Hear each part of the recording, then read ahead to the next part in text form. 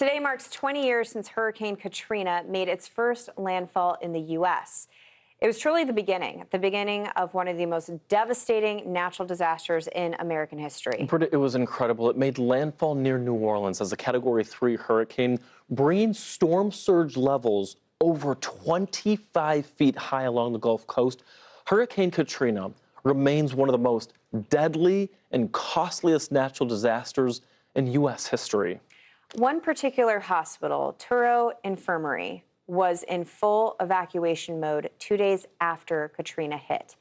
And the one leading it all was Les Hirsch, who was one of many that had to rise to this occasion. He was 7 days into his role as the CEO of Touro Infirmary, and he coordinated the evacuation of 240 patients in less than 24 hours. Unbelievable. Les Hirsch is now the CEO of St. Peter's Healthcare System in New Jersey, joining us live to tell his story. Les, take me to that moment. You were responsible for evacuating 240 patients in less than 24 hours. Take me back there. Well, good morning, and thank you for having me, Michael and Brett. It's good to be with you. Well, first of all, it was a great team effort. I happened to be on the job 7 days as the CEO at Touro Infirmary, so it was quite a welcome. But we had very short notice to prepare for the storm because, as you know, it didn't enter the Gulf of Mexico until Thursday, and then quickly made a sharp turn up toward New Orleans. So there really wasn't much time, and we did very, very well with the storm. We ultimately had about $20 million of storm-related damage. But the thing that really was the game changer was the next morning on Tuesday when we got word that the levees were breaking. And that's when the dynamic changed really significantly as people began to worry and fear set in. You know, people lost their homes, and so they began to worry about their families and their own homes. And then very shortly after, we received a delivery of fuel, diesel fuel. And then a couple of hours after that, I don't know if water got into the fuel line or if the fuel was tainted, but then the generators began to fail. And so it became very clear to me very quickly, probably by 2 or 3 o'clock that afternoon, that we needed to evacuate the hospital. And the question was, well, now how are we going to do this? Because we had little to no contact, really no contact with any governmental agencies outside. So that was the next step. We had to figure out, and I had to figure out, how do we get this hospital evacuated? And fortunately, the one person I knew in Louisiana was the president of the Louisiana Hospital Association, a fellow by the name of John Matacino, and he became our lifeline to the outside. And I managed to call John on a payphone in the emergency department because we had no phone service. Cell was all down. Everything was not working. And, you know, and plus we were losing the building. It was like a ship was going down because the power was failing, and we had to quickly get patients from the hospital across the street through a connector of the two buildings to a spot that was adjacent to the heliport. So it was pretty harrowing there, you know, very quickly. I mean, it really is worst case scenario, and a scenario that's very hard to train for, because who would expect you're going to make it through a major hurricane, but the real disaster is going to happen after that hurricane. And in those photos, I see a lot of photos of little babies, and I have 3 kids that were all born during hurricane season, and I can just imagine a mom delivering in that kind of a setup. So tell us a little more about these photos, Les, your tiniest of patients. How did you get them out? What kind of obstacles were you facing there?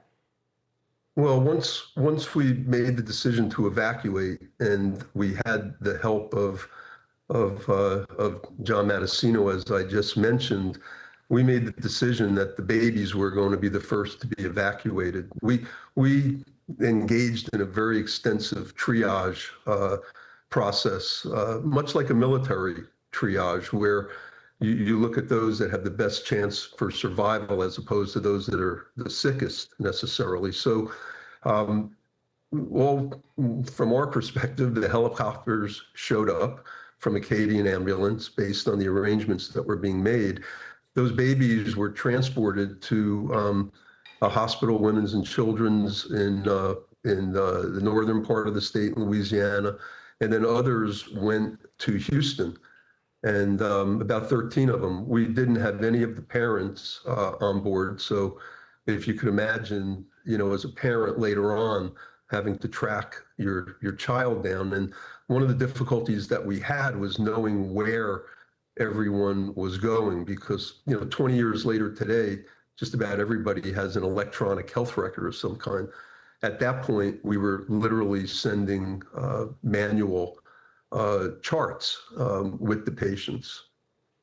But these were the first patients to be evacuated of about 240, literally over about a 24 to 26 hour period. Les, I'm just putting myself in your shoes, 7 days in and making literally these life and death decisions. I'm curious, after the storm, what happened with your hospital at that point, knowing that you were, without power, there was flooding that was going on? How'd you guys build back? Yeah, well, fortunately, we successfully evacuated the hospital with the help of a lot of people. As you know, New Orleans was in a very difficult situation. In fact, in the last 24 to 48 hours, there's a lot on the news right now about all of what happened. And people just suffered horribly as a result. And so for us, we quickly moved from disaster to recovery.